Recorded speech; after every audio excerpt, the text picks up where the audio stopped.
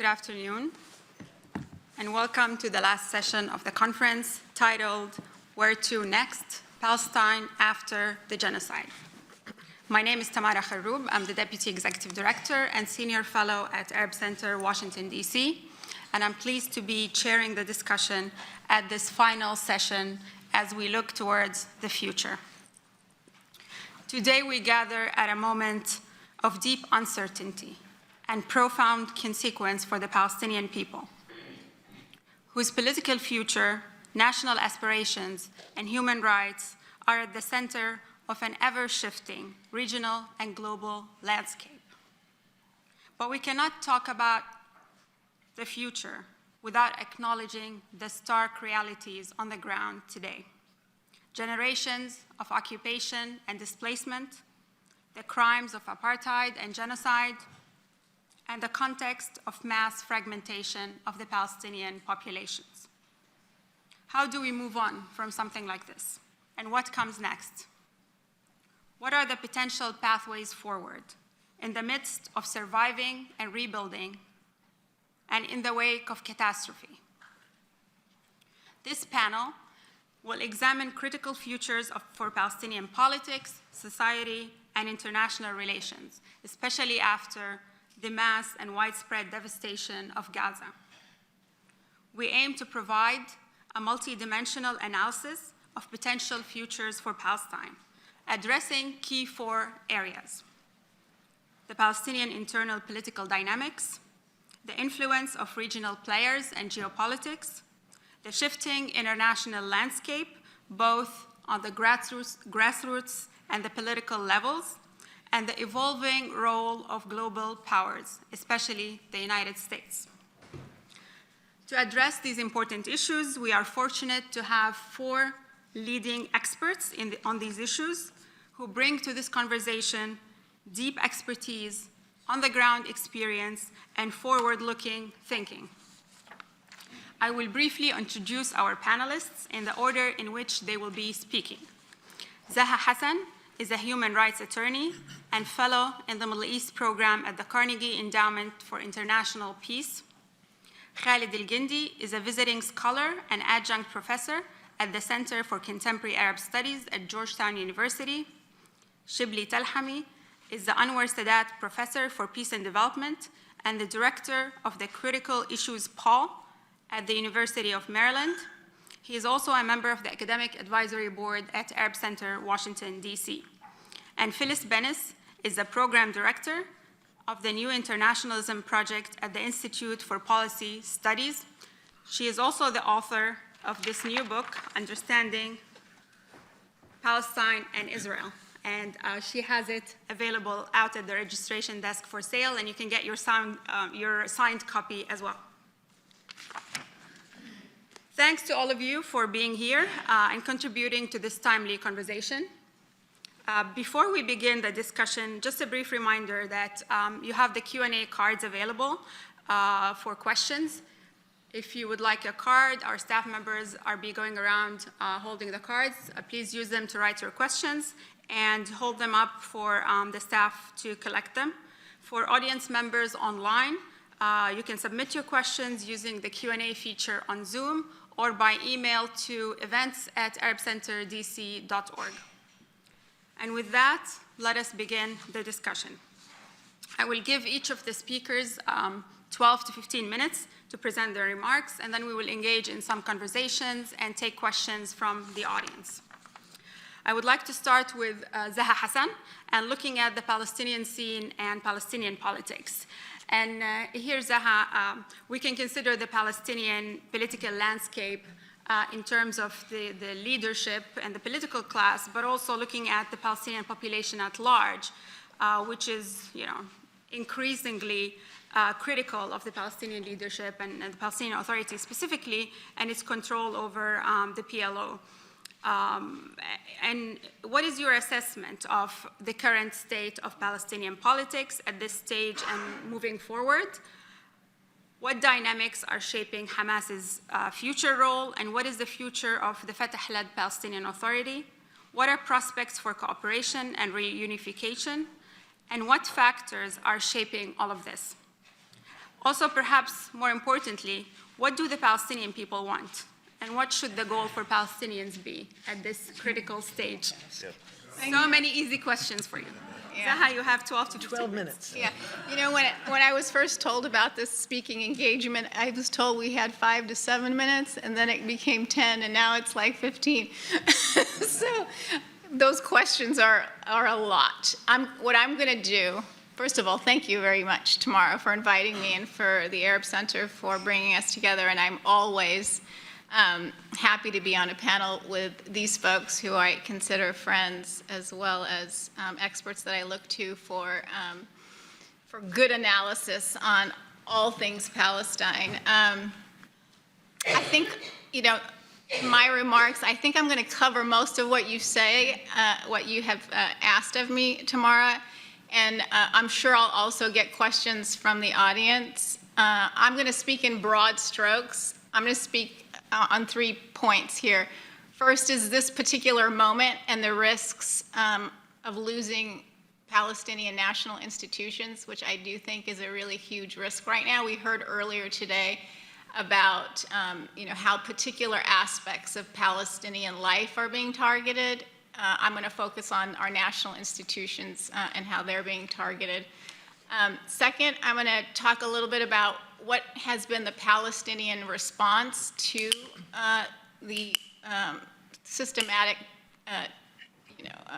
marginalization of our institutions, both from the official level by the factions and then also by civil society.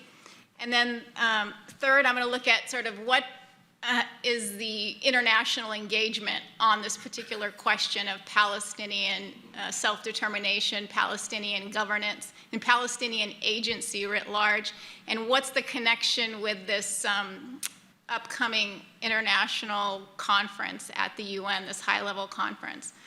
And maybe I'll talk a little bit about sort of what my intervention has been on that with this conference that's coming up next week.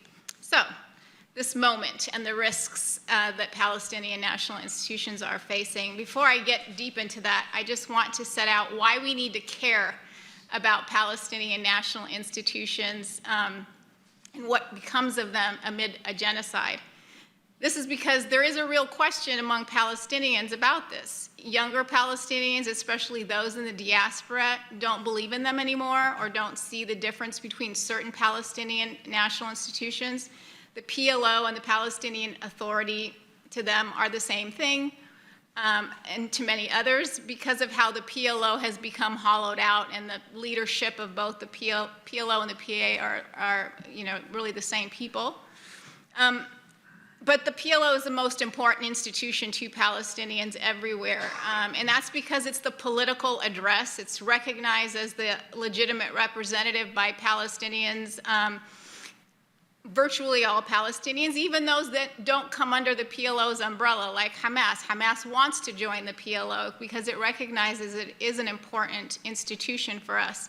And the international community recognizes it, and even Israel has been forced to recognize the Palestinian, or the PLO, because of the fact that it needed to sign an agreement with someone who represented all Palestinians in order to bind Palestinians. And so it's an institution that we have fought for,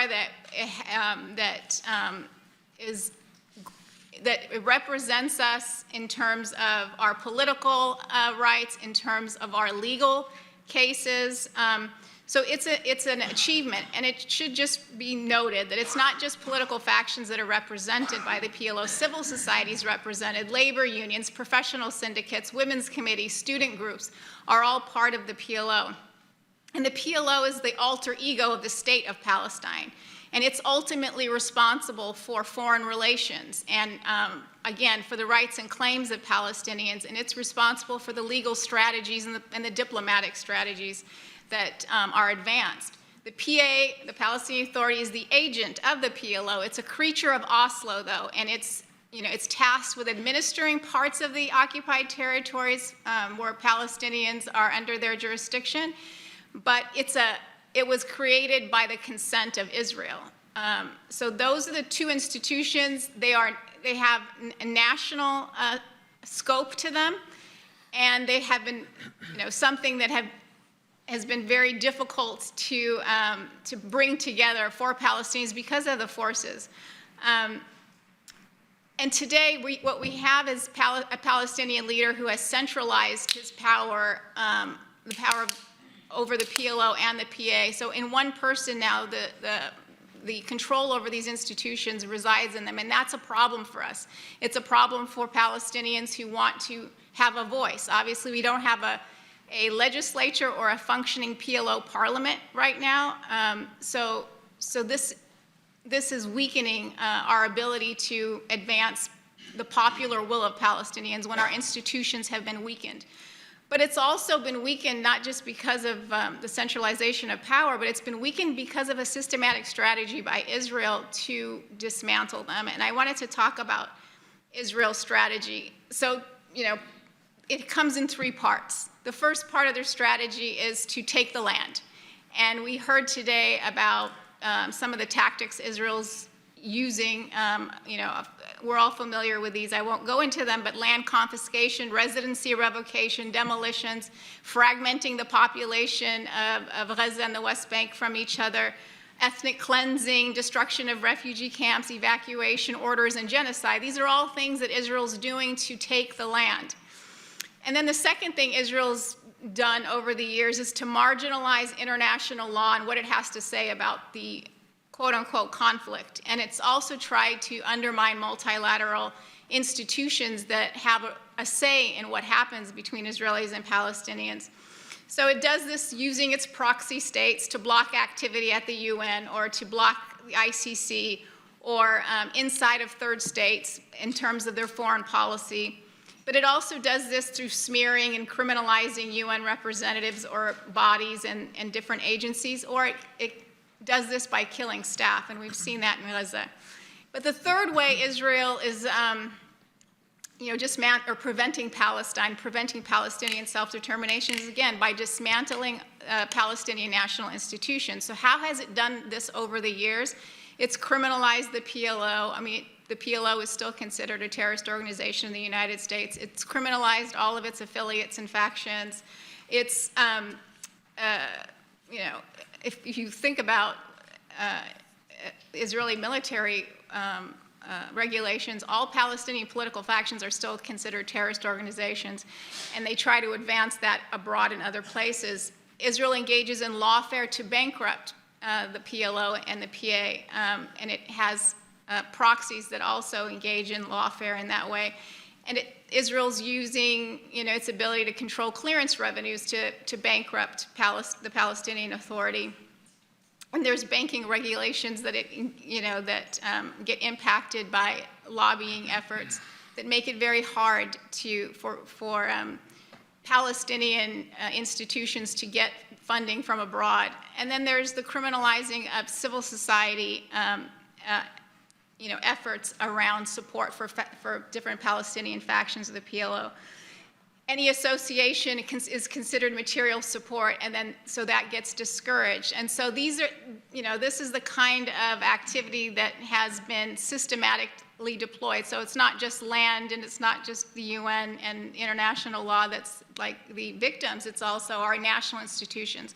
And that's because Israel recognizes how important it is to have a political address, to have a legal address for Palestinian claims. So we're at the final stage, I would say, of the dismantling of Palestinian institutions with this war on Gaza. The day after plans are principally, these day after plans for what to do with Gaza after a ceasefire, and we're nowhere near a ceasefire yet, but these plans, if you read them, the ones that have some currency in the United States or in various capitals and with Israel, it has something very explicit to say about governance and about security. And on governance, it's, most of the plans talk about there not being a Palestinian government. Why?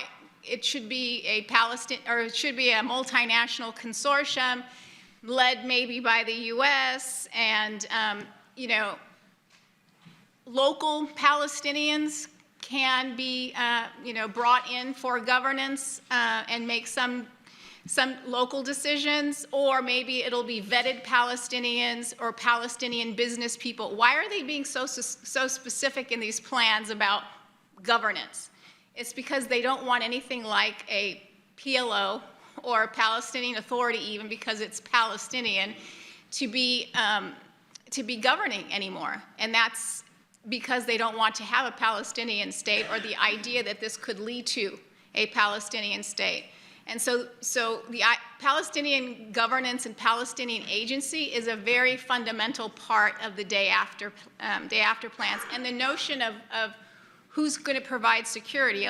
These day after plans talk about, a private military contractors, foreign forces, but untethered to any Palestinian governance. Why? Because, again, it's to limit the right of Palestinians to self-determine. This is one of fundamental aspects of governance, is providing for internal security and external security, and these plans don't envision that. So what have the Palestinian responses to this state of affairs been?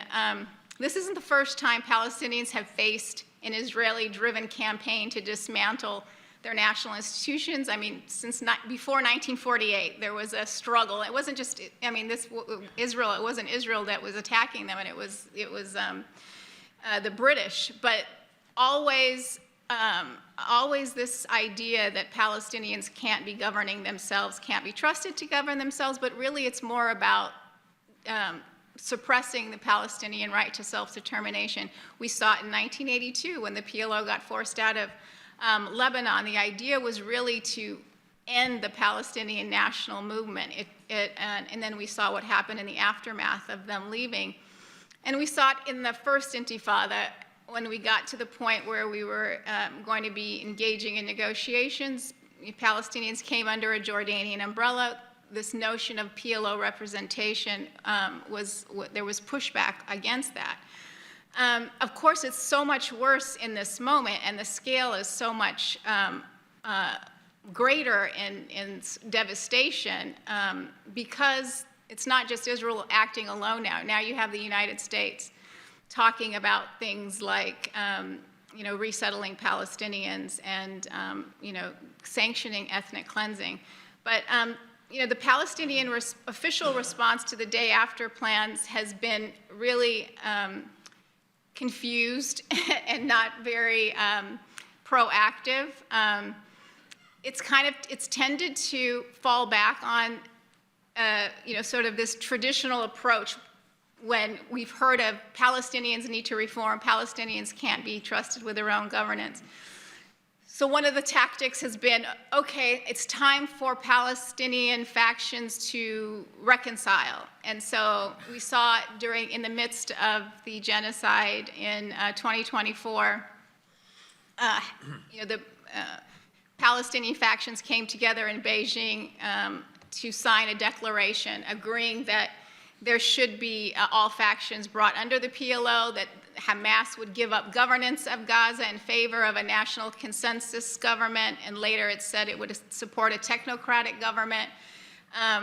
The trade-off would be, yes, that it would come under the PLO, and that it would suspend military activity in favor of this technocratic government or this national consensus government. Of course, nothing has come of that, because there have been so many of these kinds of agreements between Fatah and Hamas about Hamas coming into the PLO and the Palestinian Authority taking over Gaza.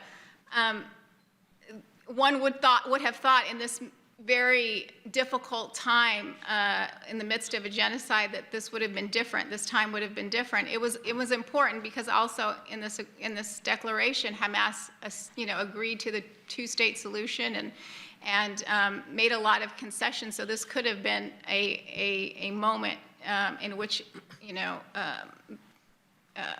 the factions really could have moved forward in implementing it, but they didn't implement it.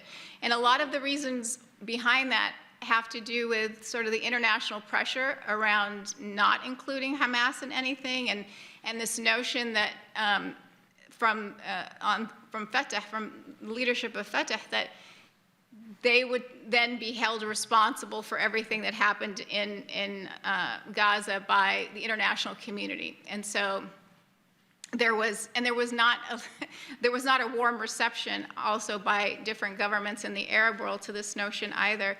And so that didn't happen. And then we heard about reform, Palestinian reform, and that would do the trick to enable the Palestinian Authority to take over Gaza, administering Gaza. And what does reform look like to the international community? It's not Palestinian civil society being, brought in, or elections or any of that. It was who's going to succeed the current Palestinian president. And so the Palestinian president took some contradictory kind of steps. He issued a decree saying that the PLO Speaker of the Parliament was going to succeed him if he stepped down, something happened to him, for a period of time until elections could be had.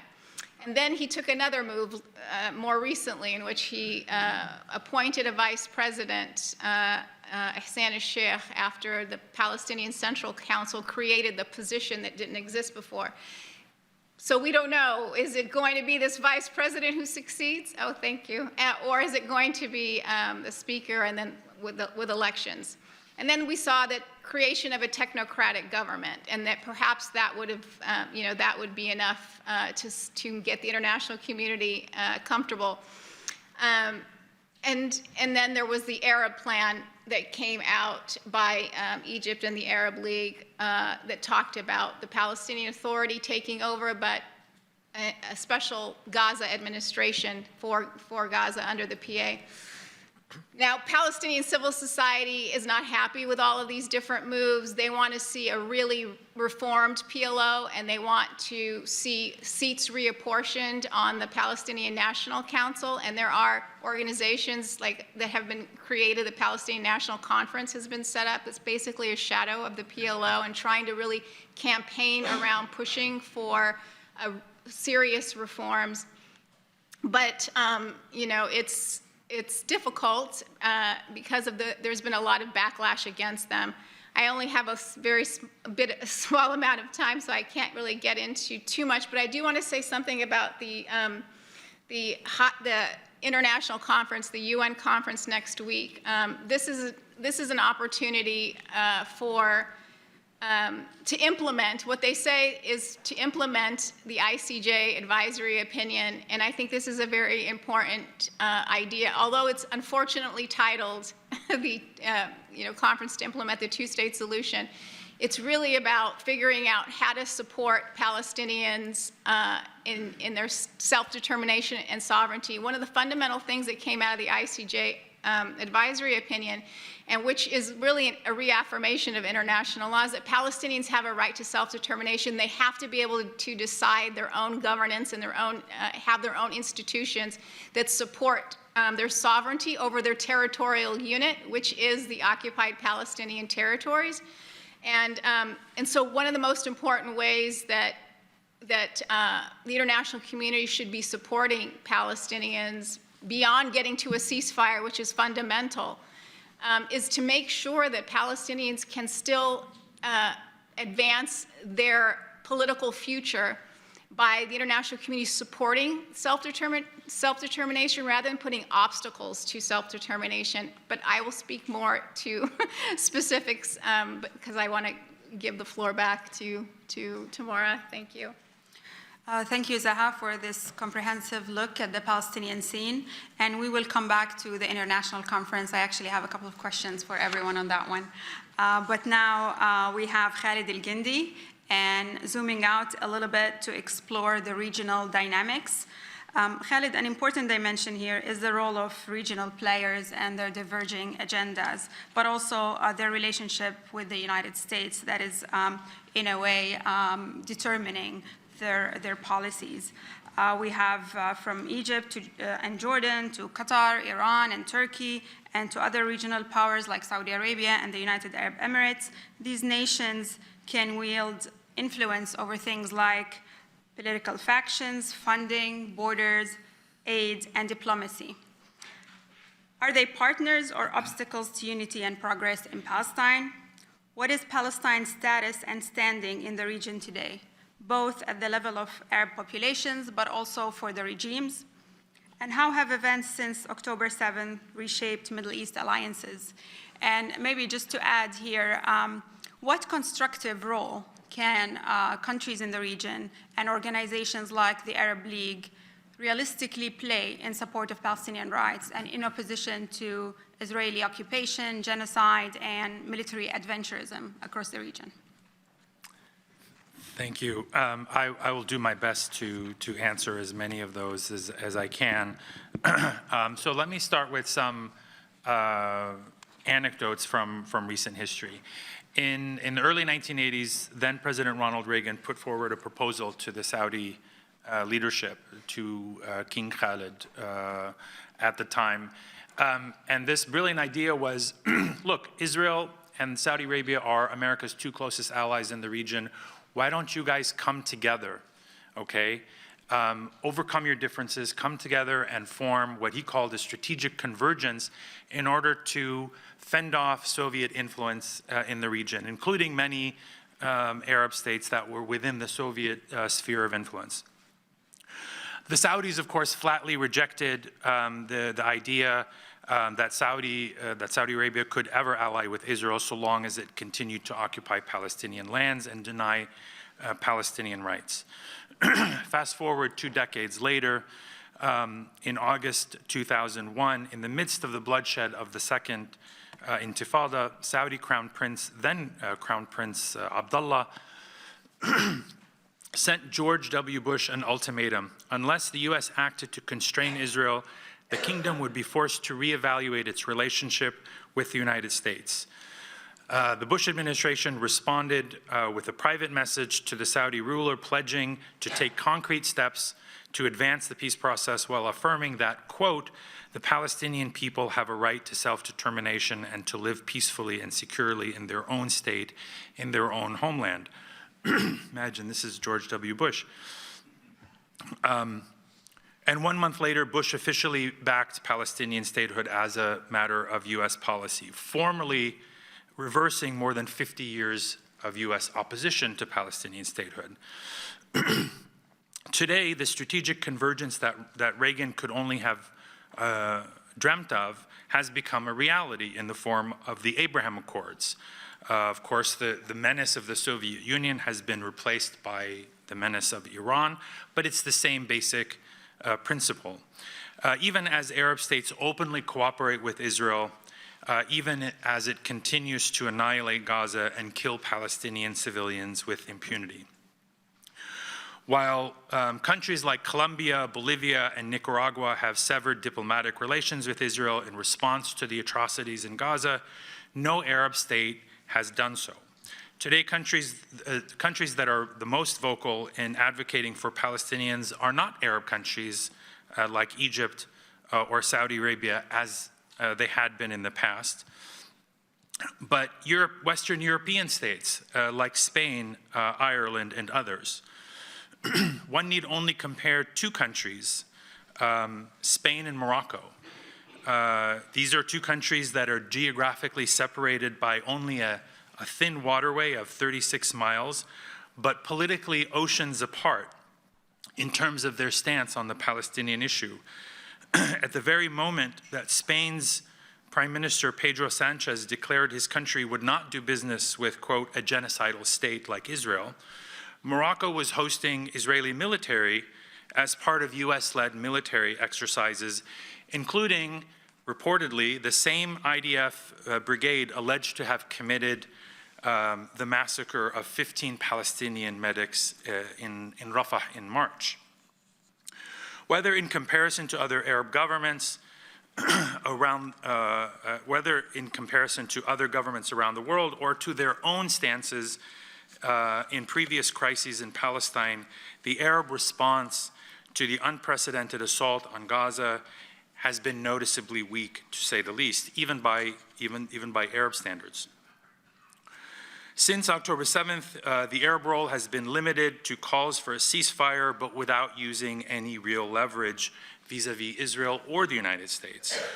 Only Jordan and Bahrain have withdrawn their ambassadors from Israel in protest, although Egypt's ambassador in Tel Aviv completed his tour recently, and the Egyptians announced that he would not be replaced. I assume that is a kind of subtle gesture of protest. Egypt and Qatar, of course, took up their traditional roles as mediators between Hamas and Israel, and they've played that role. I think that's been a crucial role. But apart from occasional harsh critiques, for example, the Saudis openly accuse Israel of genocide. Egypt is said to be studying whether to join the ICJ genocide case, although no Arab state, I think only one Arab state has actually joined the genocide case, the South African case, which is Libya. No Arab state has been willing to impose any kind of sanction on Israel or even seriously scale back their bilateral relations with it. It was really only after Trump's alarming plan for depopulating Gaza, you all remember the so-called Riviera plan, it was only then that Arab states finally put together a serious plan of action in Gaza, most likely, excuse me, most likely too little, too late. The most dramatic example, I think, of Arab unwillingness to use the leverage that they have came just a few weeks ago during Trump's visit to the Gulf.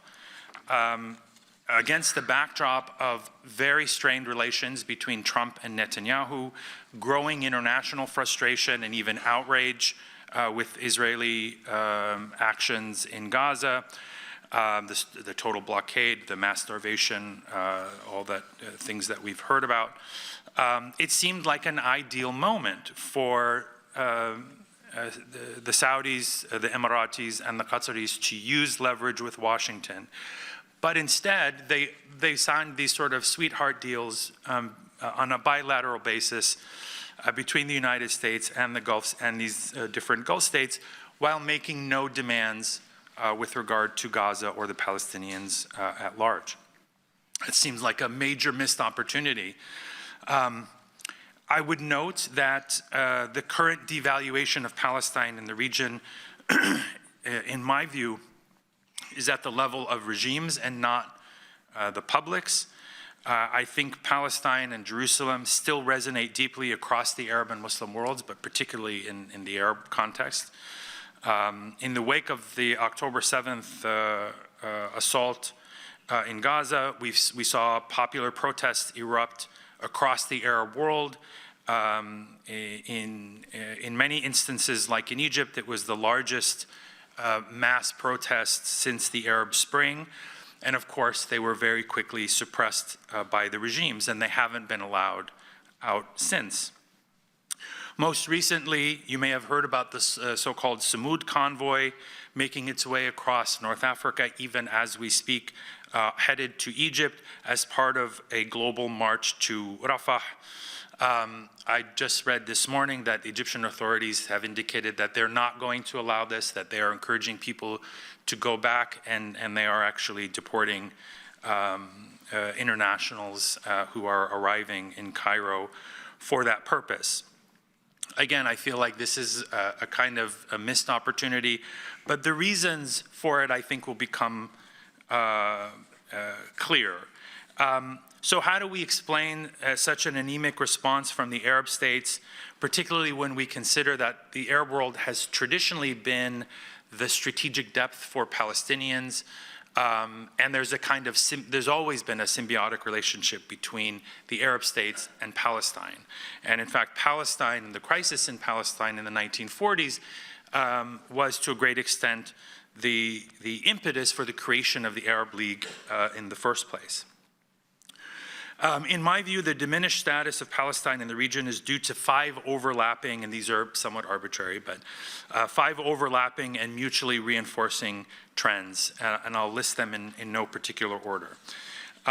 First is that the region had already divested from Palestine in the decade and a half before October 7th, particularly since the regional upheaval the Arab uprisings in 2010 and 11 and thereafter, greatly shifted Arab priorities. There were those countries, of course, that were consumed with their own internal turmoil, civil wars in Yemen and Syria and elsewhere, Libya, but also very disruptive and troubled transitions in places like Egypt and Tunisia.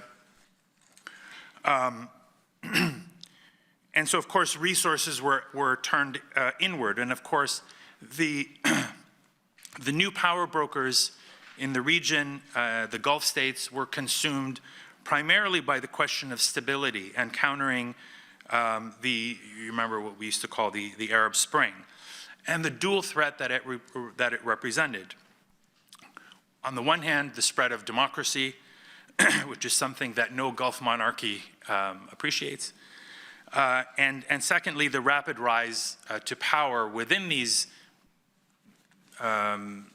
budding democratic experiments of the Muslim Brotherhood and affiliated Islamist parties. In 2013, Arab states began downgrading and actually divesting from the Palestinian issue quite literally. Arab states scaled back their financial contributions to the PA by anywhere between 50 to 80%. Again, this is more than a decade ago. The Abraham Accords of 2020 is sort of the culmination of this process. And my interpretation of the timing was this was the moment in which Arab states had sort of decided, the Arab states that signed these normalization agreements, it was a signal that they had moved on from the Palestine issue, that they were no longer going to subordinate their bilateral or regional interests to the unicorn of a Palestinian state. And so they further divested from the PA when, at Trump's request as well, financially. The second factor I would point to is resurgent authoritarianism, overemphasizing Palestinian liberation for these mostly dictatorial regimes is, of course, a very risky proposition given their own repression. One of the reasons why I think the Egyptian authorities are turning back this convoy is the prospect of not just tens of thousands of foreigners, but more importantly for the Egyptian regime, if you have tens of thousands or more of Egyptians flooding into the streets on their way to Rafah, I think poses an existential threat in the minds of people like Sisi and others, other dictators in the region. The Arab uprisings, I think, underscored the organic and in some cases organizational links between Palestinian liberation and that of the Arab peoples. I won't dwell on this, but if you look at the Egyptian uprising, for example, in 2011, some of the groups that were, that were behind the Tahrir protests began as there were different elements, but one important element was local organizing on behalf of Palestinians dating back to the Second Intifada a few years earlier. The regimes, I think the regimes have internalized this lesson. So whereas in the past, pro-Palestine protests were seen by these authoritarian regimes as acceptable and sometimes a useful pressure release valve, after the Arab Spring, Palestinian solidarity was seen and continues to be seen as a threat to these regimes. Today, while activists in the US and Europe risk arrest, loss of jobs and diplomas, and harassment, the streets of Arab capitals are largely quiet. Again, I believe this is mainly a function of state repression, since allowing public expressions of support for Palestinian liberation is an invitation to their own people to demand the same. The third factor I would point to is a very obvious antipathy toward Hamas and any Islamist movement. The regimes are caught up in the same kind of zero-sum logic that we hear from Israeli officials, and so they want to avoid anything that could look like they're strengthening Hamas. Fourth, these regimes are today much more dependent on the United States than they had been in the past. Both Biden and Trump have applied pressure on Arab regimes behind the scenes, and these regimes have an overriding desire not to get into any kind of confrontation with Israel. It's on the other hand, it's hard to imagine that the Sisi regime, for example, in Egypt, couldn't have done more, for example, to get aid into Gaza, especially after it complained quite bitterly that Israel, after it took over the Rafah border crossing, was violating both Egyptian sovereignty and the Camp David Accords. Again, the recent Trump visit, I think, is another example of this. And fifth, and I think this dovetails off of what Zaha was saying, the chronic weakness and growing irrelevance of the Palestinian leadership. This weakness is partly structural and partly self-inflicted. Obviously, Palestinians, regardless of when or where, are going to be the weakest party at the table in any given scenario, but never more so than they are today under the leadership, and I use that term very loosely, of Mahmoud Abbas. In addition, I would argue that the Oslo process and the Oslo framework deepened and helped institutionalize Palestinian weakness.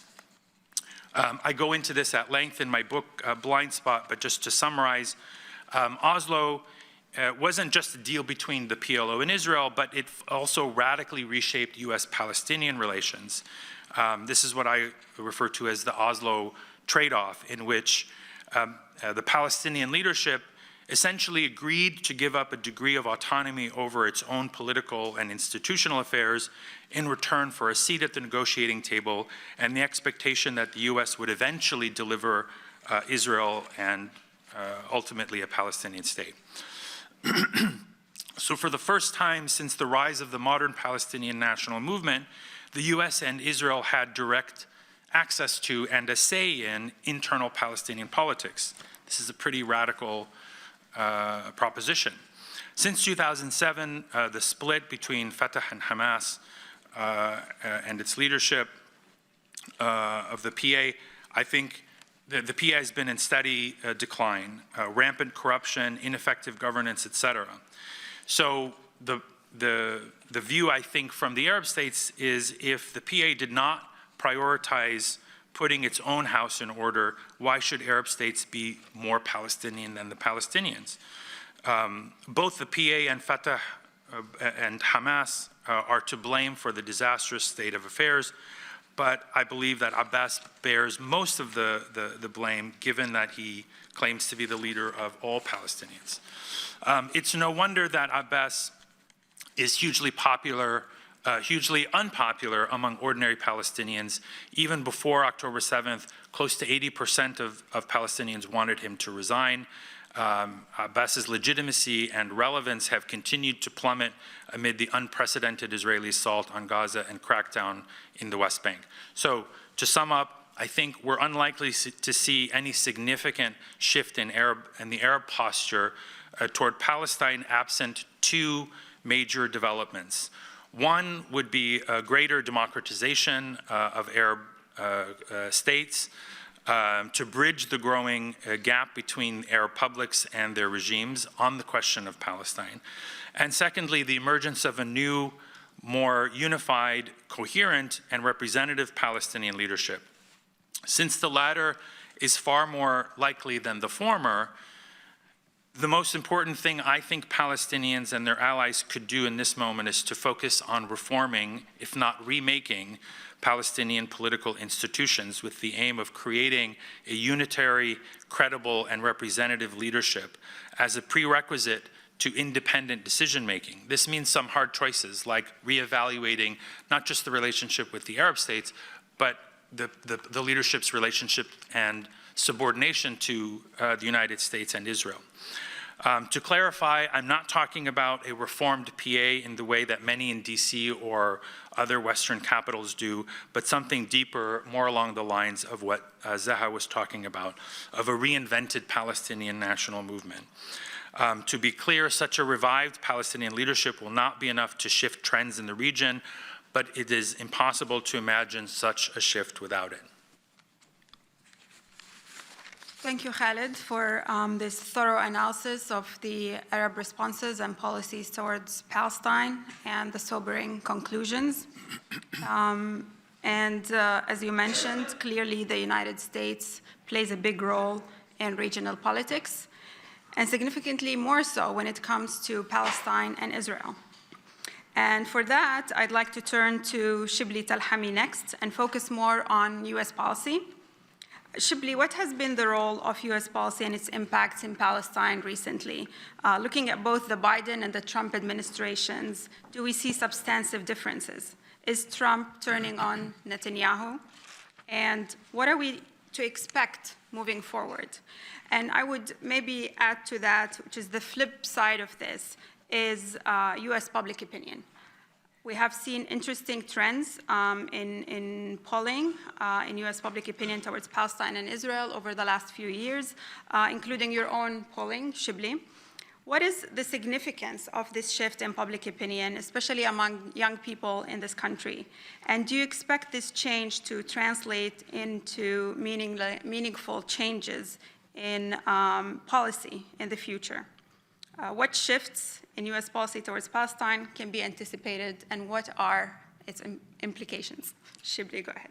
Well, thank you very much, and I'm pleased to be on this panel with friends and colleagues. I know I was asked to spend about 10 to 12 minutes to make a few points, and I'll try to do that, and then we'll open it up, obviously, for a discussion. The first point I want to make is really about the Biden administration. Obviously, this disaster started on the Biden administration's clock. And I want to start by reading you a paragraph I wrote right then in October 2023. It was a couple of weeks after Hamas's attack, and by then we have started to see the scale of the Israeli assault in Gaza. At that time, I wrote a piece for Brookings, and it was titled "Biden's Dangerous Stance on the war in Israel and Gaza," and I wrote that because it was really already beginning immediately to be clear why the U.S. is putting itself on a course toward disaster already in October. And I'll tell you, my thoughts were many, but I'm just going to read a couple of paragraphs why I thought that we're putting ourselves on a track toward disaster. So I said, the Biden administration's complete support for Israel's aim of, quote, destroying Hamas, unquote, seems understandable given Hamas's actions. But in practice, it is far more problematic than the president and the administration appear to appreciate.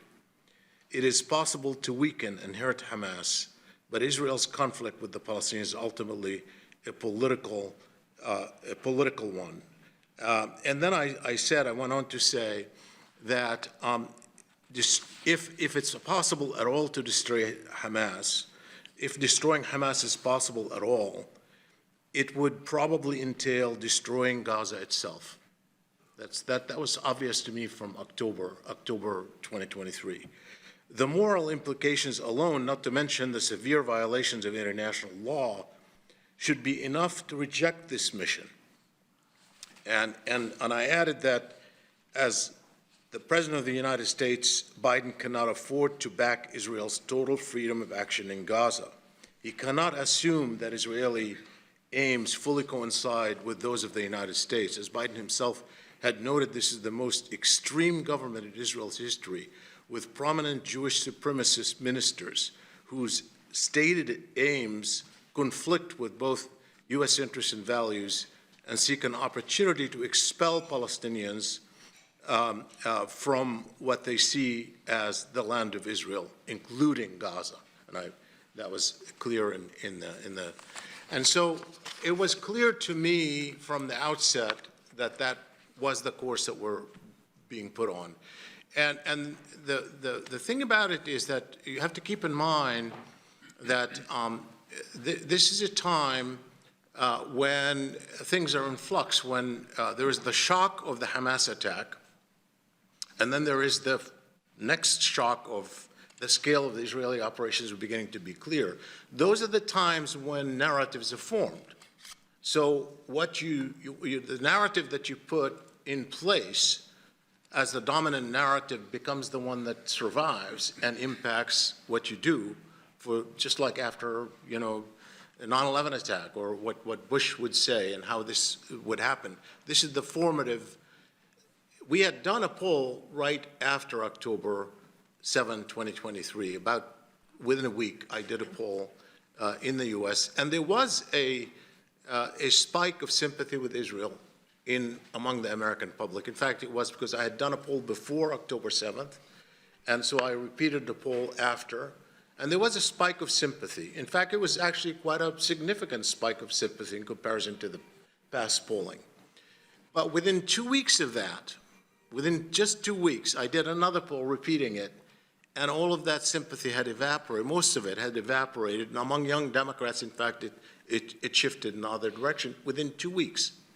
Okay, so it was quite a big difference in the public, the way the public was forming its opinion.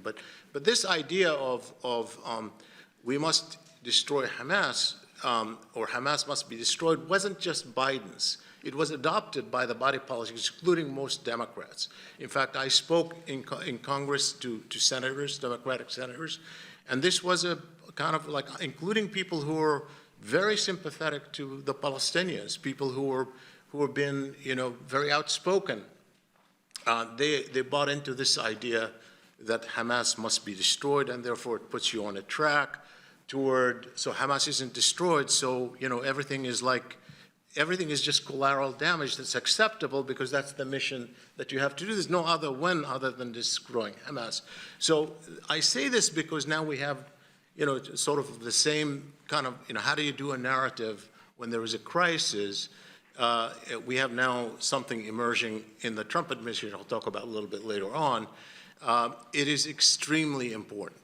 But what Biden did was not just, if I have to look at the Biden administration, as I have, and I've written about it, and we have a forthcoming book on both Biden administration and the first Trump administration, I would say that aside from the obvious, which is like supplying the weapons that Israel was using in Gaza, it was really the formation of this narrative as a Democratic president particularly, not only on this issue and what needs to be done to get to where the U.S. needs to get, but also on the assault on international organizations.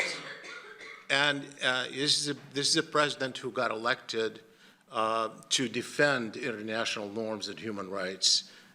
He justified support for Ukraine employing those issues. And then he has essentially an assault on these institutions. Every time there's a criticism of Israel that comes out of the International Criminal Court or the UN, the attack will go on those institutions. The Biden administration, I think, employed the veto power in the UN Security Council over this issue 5 times between October 2023 and the time it left. Obviously, the Trump administration just employed the veto power for the 6th time just recently. So clearly, I think I see Biden as having been a disastrous president on this issue, in part because he was a Democratic president. And so therefore, he created a narrative that was hurtful to the U.S. internationally, hurtful to the power of international institutions that underpin the approach to an equitable approach to Israel-Palestine, and certainly hurtful in developing narrative within the U.S. that has enabled this kind of mindset. And by the time people woke up, you see Gaza is obliterated. It's too late. It's not something you can deal with. Now, I want to make two other points, one related to the Israeli-American relationship and one related to Trump policy. And on the Israeli-American relationship, I think that everybody knew this was the central issue for what happens on Israel-Palestine. It has been, obviously, without American support, Israel would not have been able to sustain its occupation and sustain the war in Gaza. And obviously this has happened on Democratic and Republican administrations alike over decades. But I don't think any one of us, including those of us like me who have been part of this political process and writing about it for decades, appreciated how dependent Israel would become on the United States. I think one of the things that we're talking about how much the U.S. has supported Israel, but I don't think we are appreciating the extent to which Israel demonstrated it is dependent on America for doing what it does. I don't think we've appreciated that. I mean, if you just take a stock of what the U.S. have had to do since 2023, not just in terms of over $30 billion spent in military efforts to help Israel, but even to restock Israeli supply. I mean, remember, this was not by measure of warfare. This was not the 1973 war or the 1967 war against states. This was against essentially a militia in Gaza. The fact that the Israelis needed to be resupplied on a regular basis, even coming out of the U.S. stockpiles, the fact that the U.S. had to become actively involved in defending Israel from rockets, the fact that even with the Houthis, who are considered to be another militia out in Yemen, the U.S. had to deploy 1/10 of its entire naval fleet to go address that, to spending over $1 billion of munitions alone in attacking the Houthis. I mean, when you put that in perspective, and then you put in perspective all of the international efforts, including the vetoes that have been employed, you would appreciate the extent to which Israel had been dependent, has become even more dependent on the U.S. than we ever appreciated. This is really extraordinarily important, I think, to keep in mind. It's important to read for the following reason, because simultaneous with that, and despite the increasing American aid, Israel has lost favor in much of the world. And I think we're talking about the polling.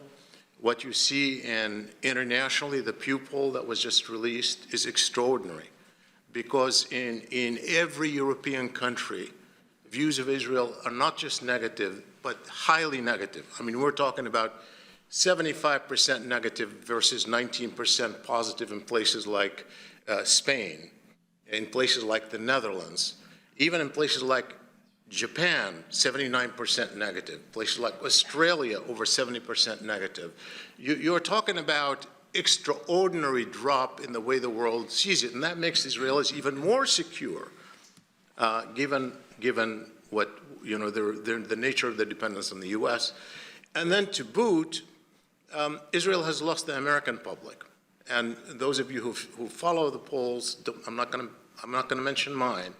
I'll mention Pew.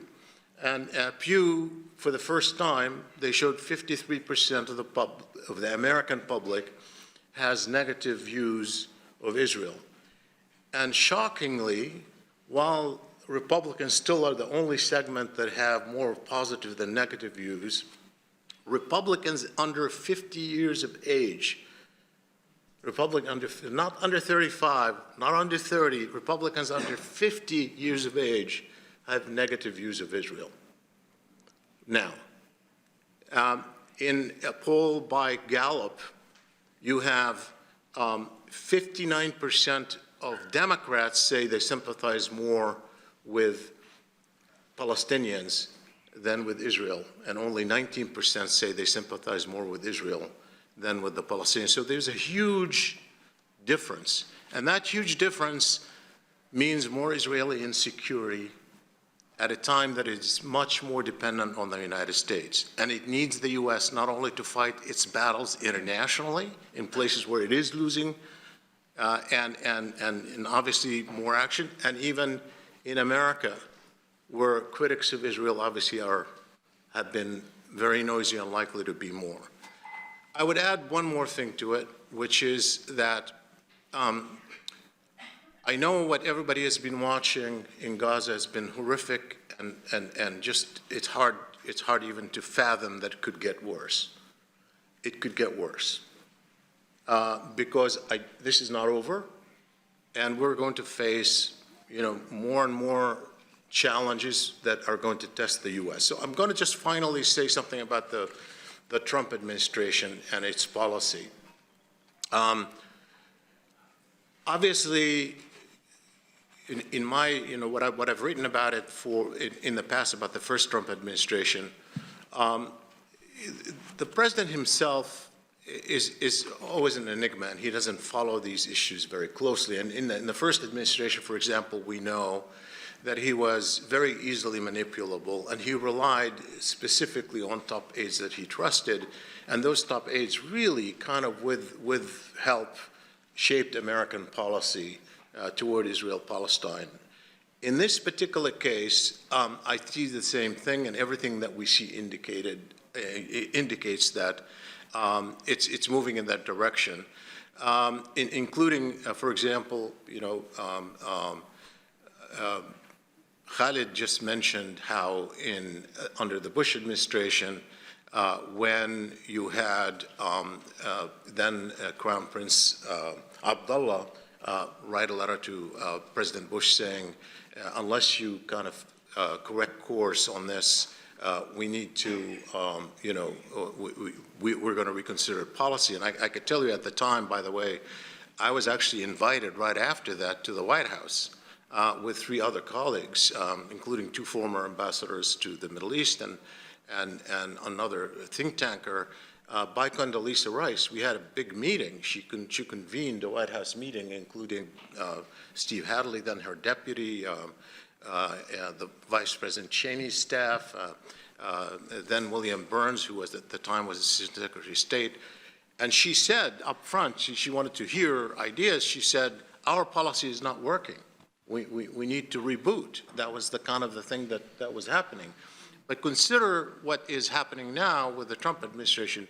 He goes to Saudi Arabia on his first major trip to outside. He went to Rome, obviously, for the Pope's funeral, but this was his big one. And he got a lot from the Saudis. He gave the Saudis, gave him a lot. But he got, they got something out of him, particularly on Syria, which is, don't underestimate that was a big thing because it went against the norms and expectations in Washington. They got something out of him. But got nothing on this issue from him. And look at what they've just done today. They've just warned people against attending the conference on Palestine next week. They warned countries against attending or participating in that conference on Palestine, even though the Saudis are the co-organizers of this conference. So keep that in mind. I would just say one more thing about Trump.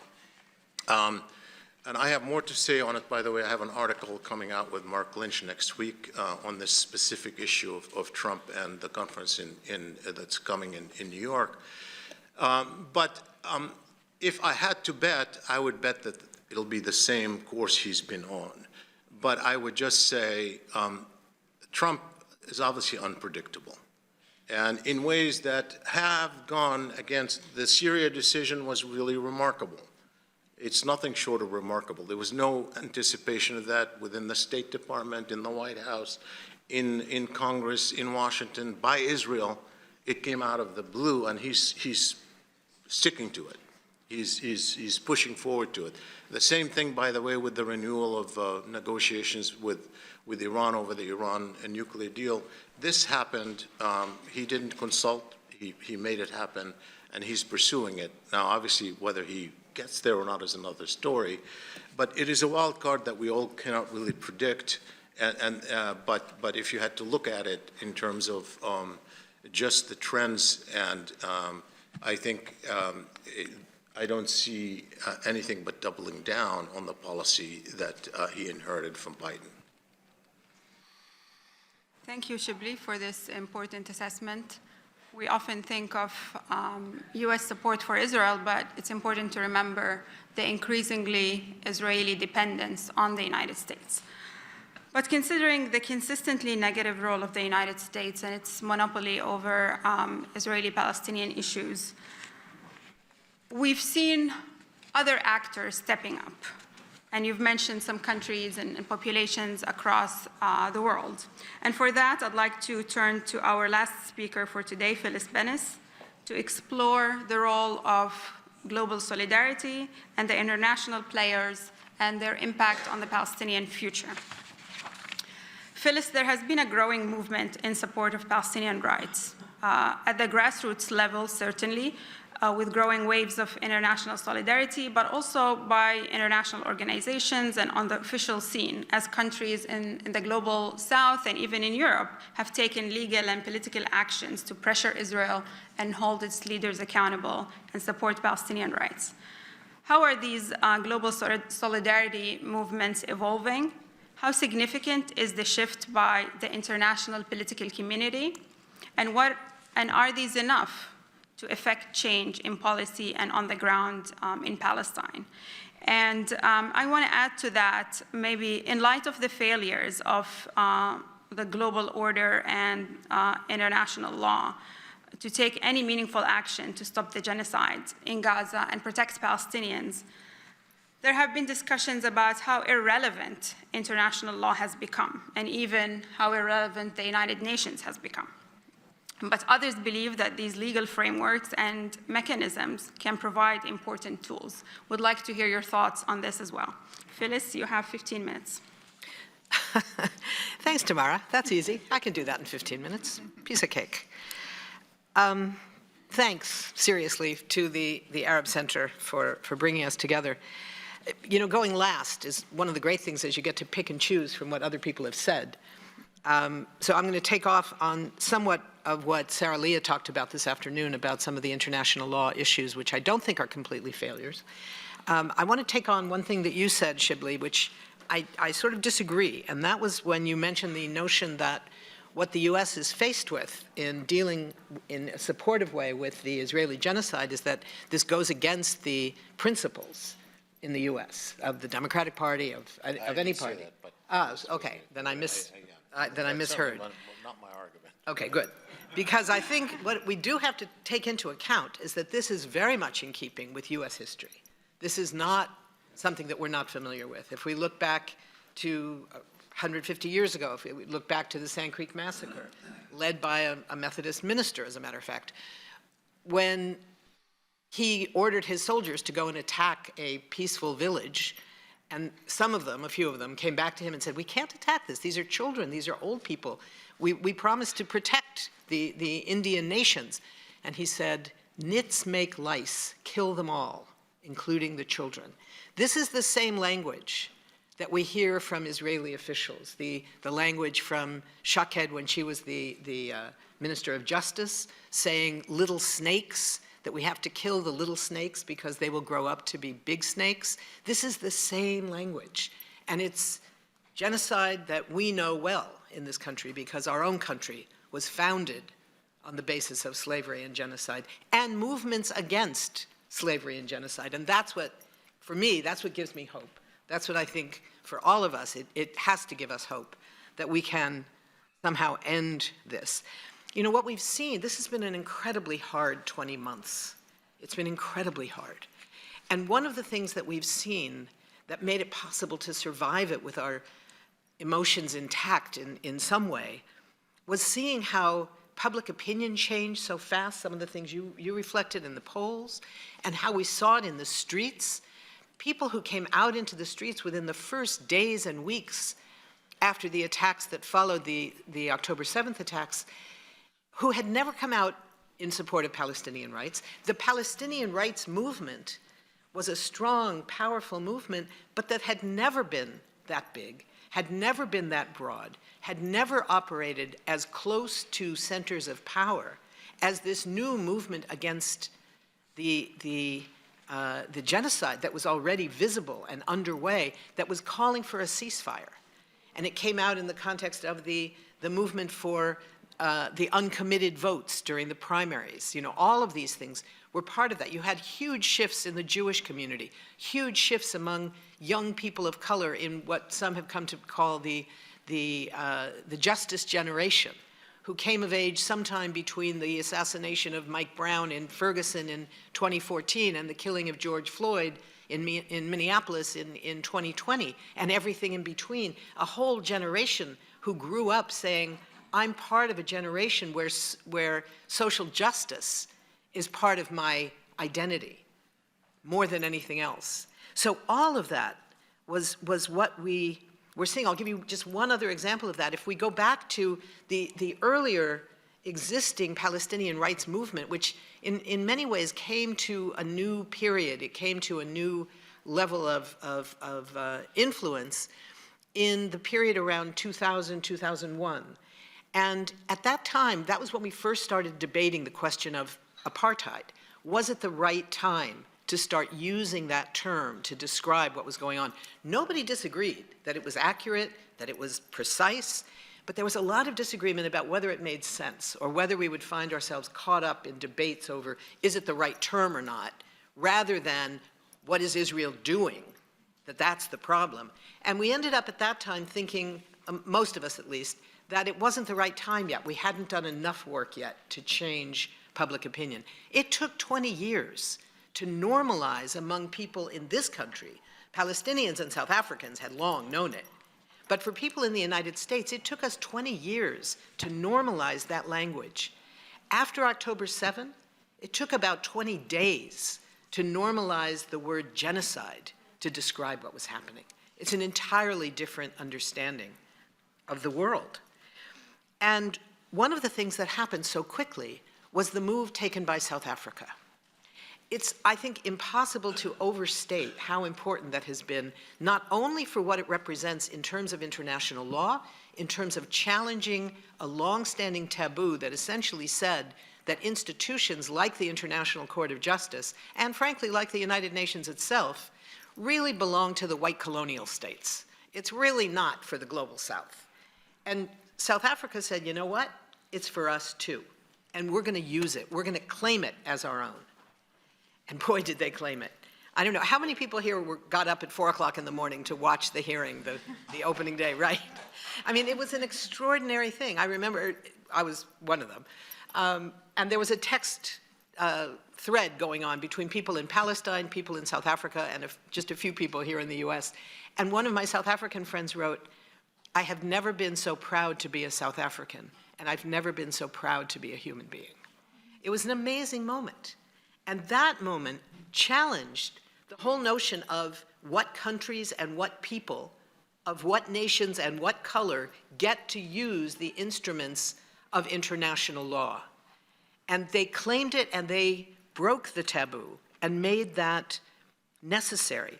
Now, we know that the weakness of these institutions, whether it's the ICJ, the ICC, the General Assembly, the most democratic part of the United Nations and arguably the least powerful, the weakness is on enforcement. Legally, the decisions of the International Court of Justice are binding. But there's this old saying somebody once said about the Pope, you know, how many divisions does the Pope have? Right. How many divisions does the International Court of Justice have? Well, it doesn't have any divisions. It doesn't, I'm not saying this right, it not only doesn't have a military, it doesn't have a police force, it doesn't even have like a process server who could run around the world serving the papers on different governments. What it does have is us. And the reason I say that with confidence is that we know this works because there's a model for how this happens. If we go back to the 1980s, at the height of South African apartheid, the anti-apartheid movement around the world was on the rise. It was escalating everywhere. It was powerful. people were unified. Nobody wanted to be seen as supporting apartheid, except for Western governments who saw the apartheid government as a key component of fighting against communism, right? They're an anti-communist bastion in this terrible part of Africa where there's too much influence of the Soviet Union. So what happens, we see this emergence of the movement on an international scale, where first in the United Nations, there would be resolution after resolution going to the Security Council, and great resolutions calling for sanctions against apartheid South Africa. And every one, the US would raise their hand and veto. Sometimes the Brits, but always the US. A third of all US vetoes after 1970 were cast to defend apartheid South Africa. Half of them, since 1970 till now, have been used to prevent the United Nations from imposing sanctions on Israel. So if you look at them together, it's, if I can do the fractions, it's 5/6 of all US vetoes since 1970 have been used to support apartheid, right? But, so what happens? The resolution then goes to the General Assembly. And the Assembly passes amazing resolutions, calling for sanctions, calling for banking sanctions, corporate sanctions, trade, arms embargoes, everything. And then the answer from the US is, well, we don't care. These aren't, it's not binding. They don't have the force of law. But countries all around the world suddenly faced huge mobilizations in their own capitals, demanding that their governments abide by those international laws, even though the General Assembly couldn't enforce it. So we become the enforcement for the institutions of international law. And that's the same thing that's happening right now, where people are looking. I have a list, I won't read it all because we don't have time, but of 9 areas of things, of various kinds of sanctions that have been called for by some combination of the ICJ's initial preliminary opinion, preliminary ruling in the genocide case, the ICJ advisory opinion on the apartheid and occupation case that came out in July of last summer, and the General Assembly resolution that was based on those 2 positions of the ICJ that was passed by the General Assembly last September. And it calls for stuff way beyond anything the BDS movement ever dreamed of, right? Starting with comprehensive arms embargoes, but then including corporate, trade, energy, all the different factions, all the different kinds of sanctions that can be imposed. And they're not any longer just sanctions that some country might choose. You know, any country can impose sanctions on some other country for whatever reason they want. But these are not just optimistic sanctions. These are required now by international law. So that when people in Belgium or people in Chad or people in Indonesia go to their government, what they're saying is, we're demanding not just that you do what we want you to do, because it's the moral thing to do, but we're demanding that you do it because international law requires it. And we don't want to live in an outlaw state. We don't want to be like apartheid South Africa. We don't want to be like genocide Israel. We want to be a country known for abiding by international law, so you damn well better do it. Now, not very many countries are doing it yet, but some of them are starting to. You know, we're hearing these incredible decisions being made. By Colombia, was the biggest supporter of coal to Israel. Guess what? They're not sending any more coal. And it's not easy. You know, countries like Ireland, they've said a lot of the right stuff. They've recognized the Palestinian state. They've been very supportive at the UN. But they are, it turns out, there was recently a big expose in the Irish press. It turns out that planes from the US carrying weapons to Israel are still landing at Shannon. They've done it, they passed a law saying they can't. And what they're doing it illegally. They're claiming planes have come in, flying in over Shannon and saying, we have an emergency, we have to land. And of course, the airport says, of course you can land. And then they quickly do the refueling and take off again and go deliver their planes. But now it's not happening anymore because it's become known. So people are fighting back again. This is happening all over the world. And I think that when we look at this history of how this model works, it becomes really important because we know how to do it, right? A lot of the same people who organized the South African anti-apartheid movement, both in South Africa and around the world in the anti-apartheid movement, are still around organizing on this issue. So we know how to learn those lessons.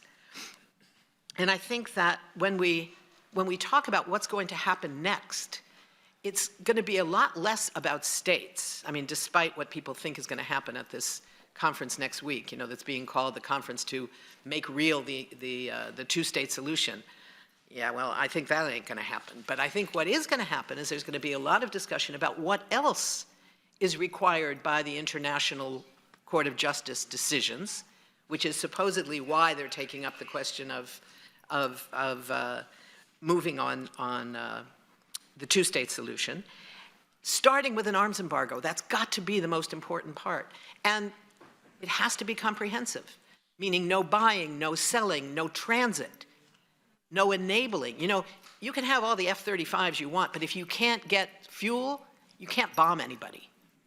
No F-35 goes up with the air. They need fuel. If you don't get the fuel, you can't use them to kill people. So following this model that we have of the South Africa movement from 50 years ago, this is where we are.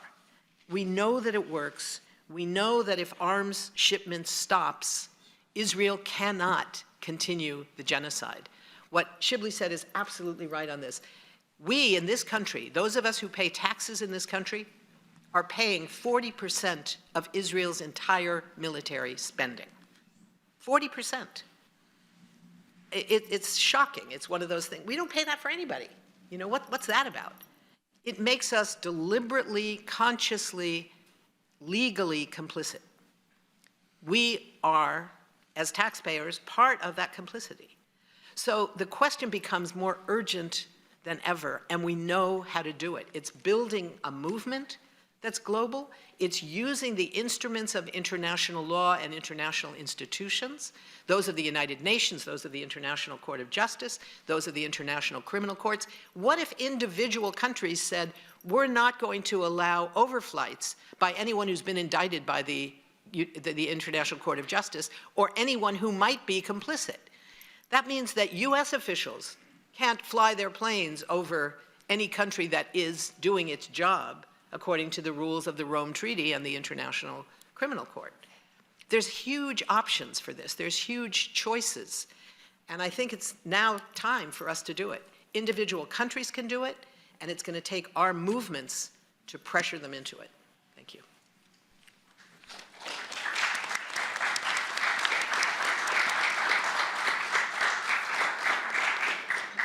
Thank you, Phyllis, for highlighting these important developments and underscoring the utility of these mechanisms and solutions or options. We have a few questions coming in, quite a few. I'll group them into 3 categories, and we'll maybe give each of the panelists 1 or 2 minutes to answer any of these questions they choose. And then I want to leave some time at the end to talk about the high-level conference that's taking place next week that most of you mentioned.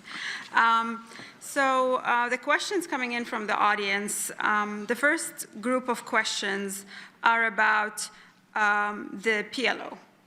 How or what mechanisms or what needs to change in order to have reformed and reinvented Palestinian leadership and representation? Very easy question, shouldn't take more than a minute to answer. The second group of questions and part of that actually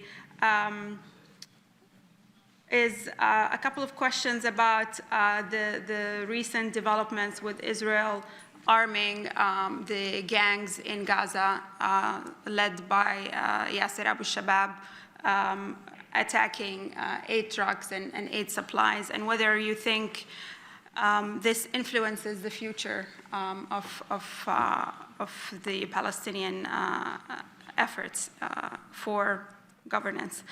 The second group of questions I want to focus on has to do with mechanisms to protect Palestinians in the absence of any international enforcement, as Phyllis mentioned, of these international laws.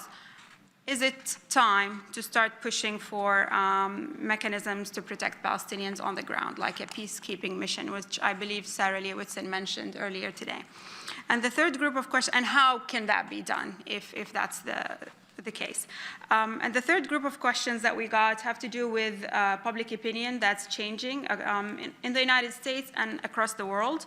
And how can this change be invested to have real change on the ground for Palestinians? So these are the three categories of questions. I'll give each of you maybe a couple of minutes, and we can do the same order we had. We'll start with Zaha. Feel free to address any of those. Okay, I'll take the PLO reform, and I'll say some words on this development around the Abu Shabab gang and mechanisms for protection really quick, in 2 minutes or less.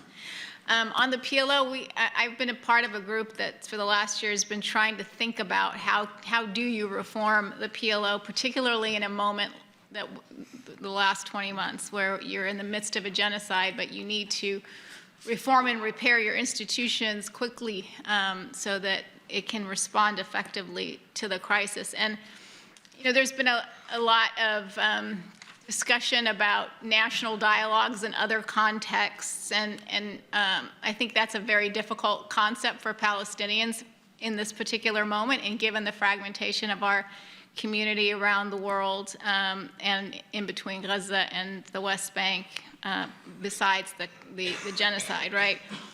There are also other mechanisms that we're thinking about, and one of them is it's a deliberative democracy mechanism, which involves essentially bringing together a representative sample of Palestinians from wherever they are, and learning about a particular problem with experts over a period of time, and then coming together to find a solution, a recommendation that comes out of this representative sample. It's called a civic assembly. It's been used in other parts of the world. It's been used by Armenia when they have decisions that impact diaspora population. They utilize civic assemblies. It's been used in France to deal with hot button issues that the parliament doesn't want to take on because it's too hot. For example, euthanasia. When is it okay to allow people to decide to take their own lives? So, you know, it's also been being used in California. It's being used by climate activists, youth, to figure out how to be engaged on climate change issues. So there's some exploration of this mechanism for Palestinians. It seems like a good mechanism. There's also discussions around how to use digital democracy to solve some of the issues around how do you reapportion seats on the PLO to better reflect the Palestinian population, in particular civil society that's been out. The factions, you know, we have all these agreements. I told you about the Beijing Declaration that was agreed to a year ago, but there's also a need to update the representation of civil society organizations. So these are some of the things that we're exploring and talking about and trying to actually pilot. On the Yasser Abu Shabab gang, I think this is an extremely problematic development. I mean, this gang is one that Israel, we're learning, has been financing and providing some assistance to, military assistance. But we're also starting to hear about, you know, reportage that the Palestinian Authority may have some knowledge of the group, some coordination. I don't know. I'm just telling you what some reports are starting to suggest. And so this is a very obviously divisive thing to be happening within the Palestinian movement, and it's also incredibly problematic when you're thinking about distributing humanitarian assistance and having it controlled by gangs that are connected to Israel. So that needs to be really something addressed by the international community in particular, because I don't think the Palestinians have the ability to take that on their own. And just quickly on international protection, this is one of the reasons why recognizing Palestine is important, because it's Palestine that offers consent for international peacekeepers to come into the Palestinian territory, which would be the occupied Palestinian territories, including East Jerusalem. Of course, pragmatically, you need Israeli consent because troops aren't going to come in if they're going to have to deal with Israeli military force pushing it back. But, Israel's broken the taboo on international peacekeepers because they have allowed Egyptian private troops in during the ceasefire when it was in place, and they really were Egyptian forces, but they called them private Egyptian security. So it's already happened, and we've already had examples of it in the past in terms of the temporary international protective presence in Hebron. But that was by Israel's consent, and it was agreed to under the Oslo Accords and because of what happened in Hebron in 1994 with the massacre at the Ibrahimi Mosque. So we have some precedents for international peacekeeping, and we also have a serious reason in this moment, in the midst of a genocide, to really see some international activism around forcing Israel to accept it. And I'll stop there. Thank you, Zaha. Khaled, would you like to address any of these questions? Yeah, I don't remember all of the baskets of questions, but I'm going to tackle the one about leadership because that's the point that I think is the importance of which may not be immediately obvious, but people who know, if you're Palestinian or you know Palestinian history, you know that when Palestinians have not had a credible political leadership, this is when bad things happen. In 1948, sure, they had a formal leadership, the Arab High Committee, and there was the Hajj Amin al-Husseini, but it was effectless leadership. It was an exiled leadership. It was out of touch with the people on the ground. It was not a credible leadership, not unlike the current leadership. I think 1967 also another example of when Palestinians are not at the table, when they don't have someone to advocate on their behalf. That is absolutely critical.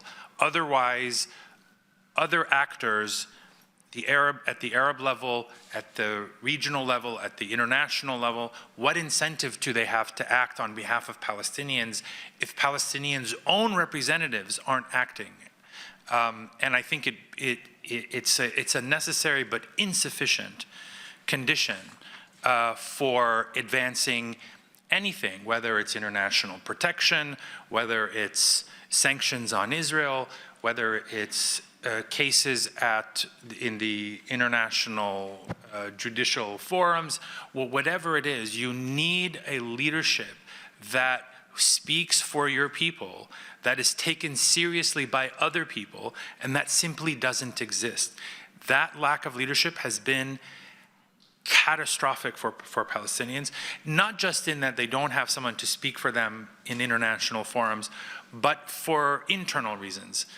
You can draw a direct line backward in time from October 7th to 2005 and the Gaza disengagement and what happened there and how that failed, and then the 2007 split.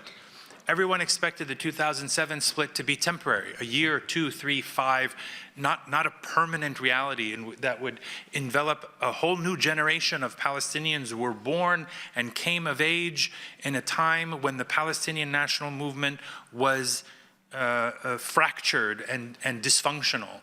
So again, just to emphasize the critical importance of Palestinians putting their internal political house in order, whatever that may mean, reform the PLO, replace the PLO, create a new thing, reform the old thing, whatever it is, it's for Palestinians to decide. But without it, if you just have people in positions with titles and letterhead and limousines driving them here and there, that's not a leadership. And that's what Palestinians have. They have a leadership on paper, but not in practice. Thank you, Khaled. Since the questions have been answered by Zaha and Khaled, I want to throw in my last question here in the last 5 minutes and maybe give everyone a chance to respond. And this is the very famous high-level conference that's taking place next week, scheduled for June 17 to the 20th at the United Nations, co-chaired by France and Saudi Arabia. This conference titled in support of the two-state solution and resolution to the question of Palestine is meant to really ramp up support for the two-state solution through implementing the ICC advisory ruling on the occupation and the UN General Assembly resolution that gave Israel 12 months to end the occupation, which expires in September, I believe. There have been some reports about countries wanting to recognize Palestine and then some changes in that over the last couple of weeks. Is there any ray of hope in these rulings? What are we to expect from this conference? Is the revival of the tried and failed concept of the two-state solution counterproductive? Or is this really an opportunity, as some of you have mentioned?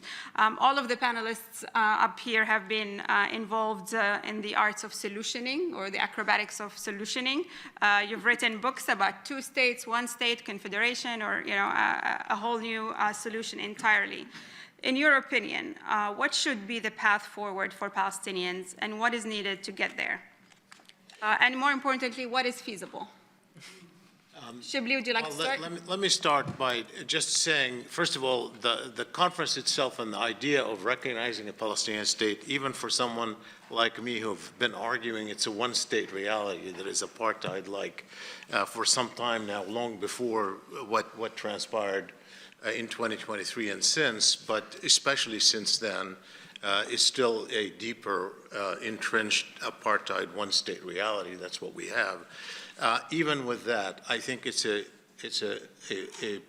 possibly good move, and it would certainly be very important if, in fact, you have European countries recognize a Palestinian state. And the reason for it is it's not because it's going to lead immediately to a Palestinian state, because my own view has always been that whatever the outcome in Israel-Palestine, it has to be equitable, and it has to be in harmony with international law, international norms, and fundamental human rights. So the insistence should be on those issues for whatever outcome, whether it ends up being one state or two states or confederation. That's not the point. The point is you've got to base everything, anchor everything in these principles. Moving forward, that's what policy should be based on. You judge people on what they do in harmony or against these, and then it'll sort itself out. Don't worry about the outcome so much as long as you base it that. We've been taken away from it because the international system has been shaken. It's been shaken under Biden, and it's now being shaken even further under Trump. The very fact that you can have re-anchoring the conversation in international law, norm, justice, and so forth, that's a good thing in and of itself because it re-anchors that conversation. Second, in my opinion, it energizes voices who want to find a path forward.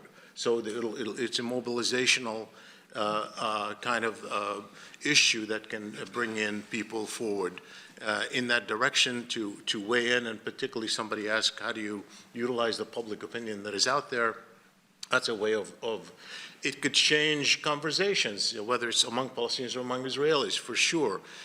It also, the very idea that you can have a horizon, I mean, let's face it. I mean, if you're going to just try to rebuild Gaza and rebuild what's been destroyed in the West Bank, don't forget the West Bank, by the way. We kind of talk about it like it's just, so that's a huge issue, and it's the devastation there is increasing by the day. So who's going to put up the money unless you have an end game in mind? Nobody's going to do it because it's going to be, go up in flames in a minute, and nobody's going to be able to do it. So there's lots of good things that come out of it.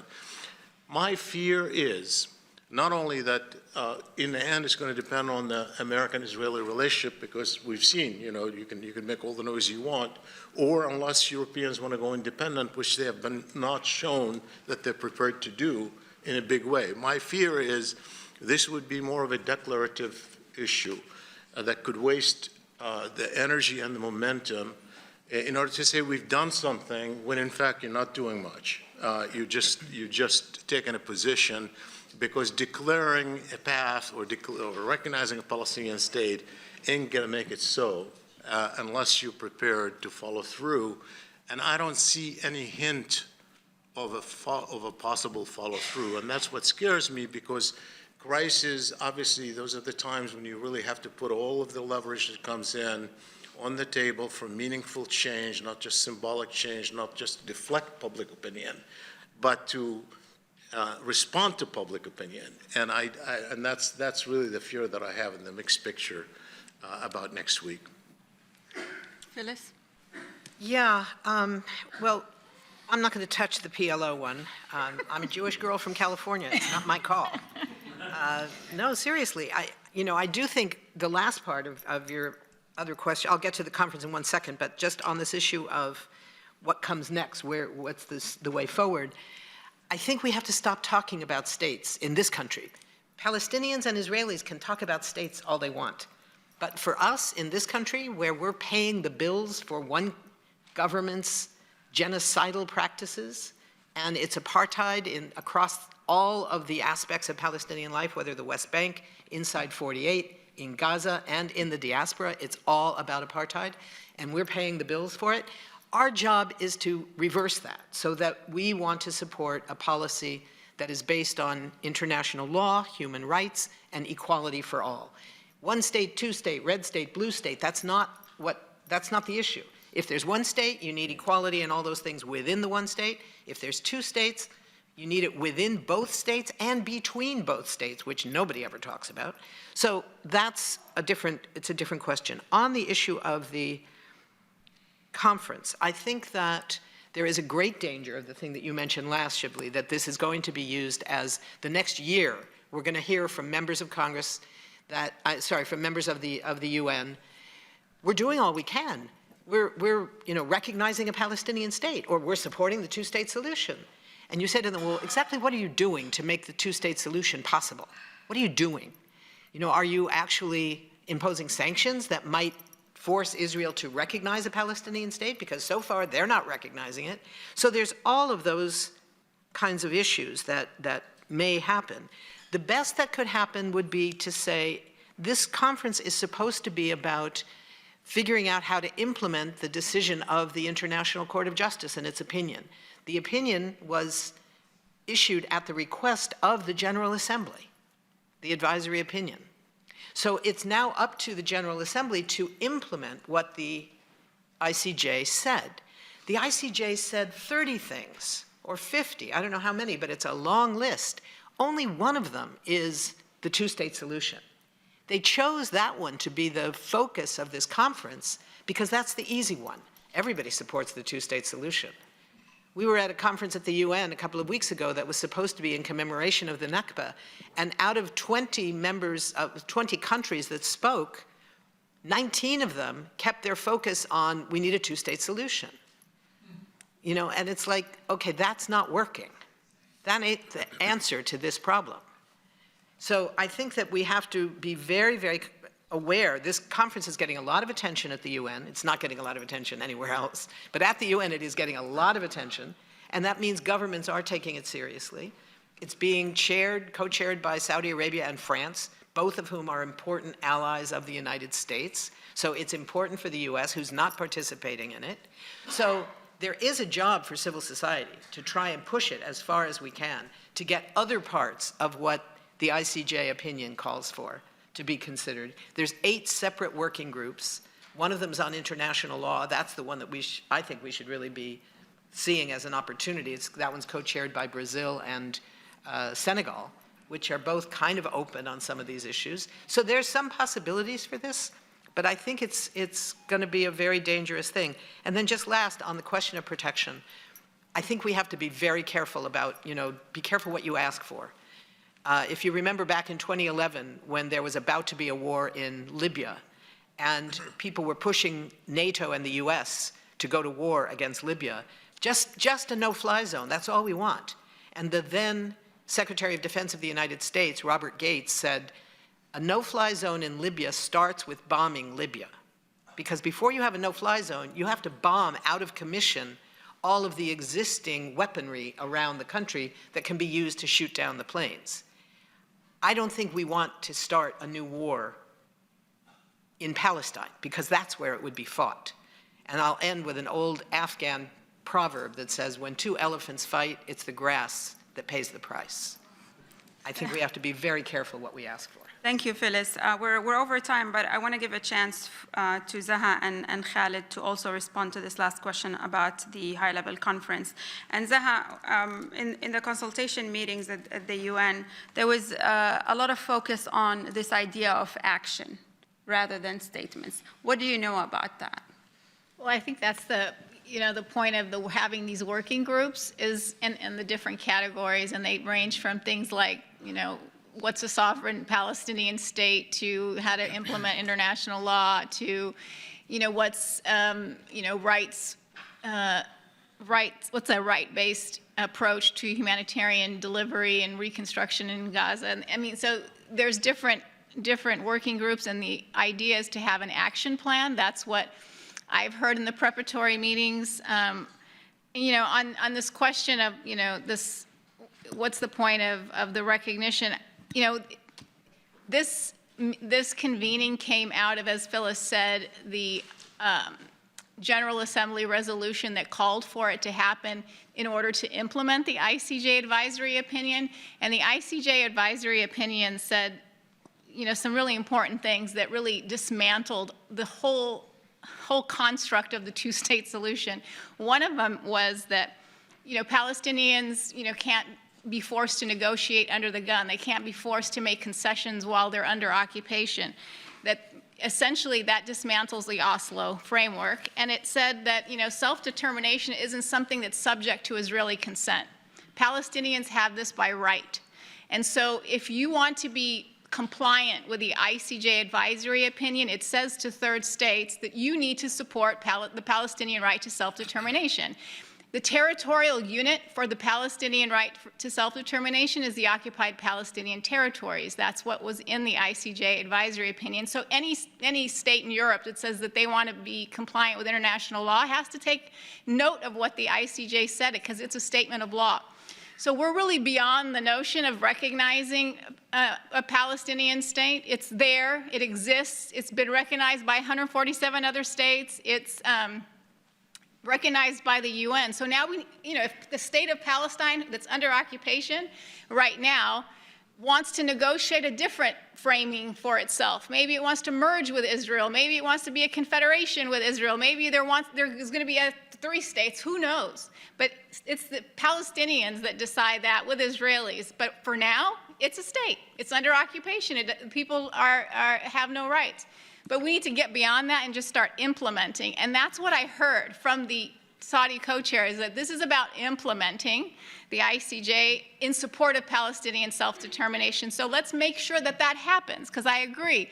It could just fall flat. We could just walk away from this conference and everyone felt like they did something. But the fact that it's Saudi Arabia, and as you were talking, Shibley, about, this Trump X factor, like, we don't know. This guy can do anything. Like, one day he's talking about a Riviera, and the next day he's meeting with Hamas, and he's talking about Iran and Hamas, and we're going to figure this whole thing out and get to a permanent ceasefire. Like, I mean, who would have expected that, right? So let's figure out how we can use this crazy kind of out-of-the-box thinking in the direction of implementing the ICJ, and maybe Saudi Arabia is the key here. How do we use this relationship that they have, So I'm trying to find an opening, because we had none under President Biden, but we have maybe something here. Thank you, Zaha. Khaled? I'll be honest, I'm a little bit conflicted on this question, because on the one hand, I would like very much to believe that this conference will produce something meaningful. On the other hand, we have, I don't know how many years of empirical evidence that these conferences don't produce anything. So if the conference was going to do something very dramatic, in that France and many other Western European countries were going to unilaterally recognize the Palestinian state, then that could change the sort of political, diplomatic trajectory in some way. Short of that, I don't see a lot of value, and I don't think that will happen for. At the same time, I feel like these are two important countries, both of whom have an interest in doing something, but also in being seen to be doing something. And in that sense, my fear is that this is a distraction, that this is, if you're going to expand this kind of political, diplomatic capital and communications capital on something like this, then why isn't it on ending the starvation blockade in Gaza and getting a ceasefire? Like, there should be a conference, an international conference on implementing the ICJ's preliminary rulings, you know, on emergency basis to allow humanitarian assistance in. So even if it's successful on its own terms, the best we're going to get are these declaratory statements that don't even relate to the reality in Gaza, which is the most urgent and pressing priority as I see it. Thank you, Khaled. And thanks to all the panelists for this really very important discussion.